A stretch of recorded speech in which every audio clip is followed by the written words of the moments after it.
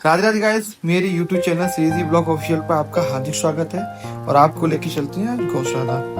आज अंतिम दिवस है अधिक मास का और इस दिवस का पर्व का अंतिम दिवस पे अपना मैंने गौ सेवा का लक्ष्य जो है मेरा वो उस सेवा में मैं आगे बढ़ते हुए और अपनी गौ माता को जो हम अपनी संस्कृति से और अपने संस्कारों से उनका ध्यान रखना हमारा एक कर्तव्य है, उसको मैं आगे अपना करता हुआ आज इस दिवस के अंतिम दिवस पर गौ माता के साथ ये अनमोल क्षण शायद मिल ही नहीं सकते। वो क्षण है ये, उनके साथ जब ये अनमोल क्षण में बिताता हूँ तो दिमाग में एक अद्भुत शांति प्राप्त होती है। वो शायद है कहीं और नहीं मिलती जो गौ माता के पास मिलती है हमें। और आप भी एक बार प्रयास करना, कभी आना गौ माता के पास, तो वहां पे आप जाएंगे तो वहाँ की अलग ही दिव्यता और अलग ही भाव है कि गौ की सेवा में जो भक्त आते हैं उनके मन में उनकी भक्ति जो है गौ माता के प्रति वो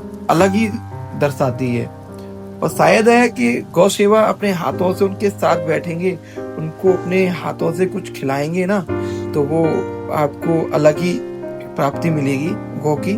और गौ माता अपनी एक माँ है और ये माँ को अपने हाथों से खिलाओ, उसके ध्यान रखो। कोई परेशानी है या समस्या है उसका ध्यान रखना हमारा कर्तव्य है। जब गौ माता के करीब आप जाएंगे तो आपको उनका महत्व के बारे में तो आपको अवगति होगा, क्योंकि मैं ही आपको क्या उसकी सारी गाथा बताऊं, क्योंकि उनकी कड़ कड़ में, उनके पग पग में 33 करोड़ देवताओं का वास है। भाव और उनकी शक्ति को आप समझ नहीं पाएंगे, क्योंकि माँ का करुणाभर शीश तुम्हारी तरफ आए ना तो शीश तुम्हें कितना अलौकिक नजारा दिखाता है वो शायद आप समझ पाए।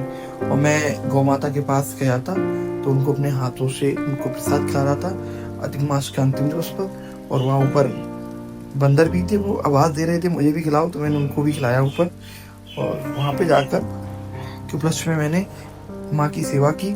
और मैं आपसे यही निवेदन करूंगा आगे चल के आप गौ की सेवा जरूर करें और एक बार करके देखें तो आपको उसका महत्व बिल्कुल अनुभव होगा। जय श्री राधे, जय श्री कृष्णा। आगे चलते हैं, फिर आपको मिलेंगे। जय श्री राधे।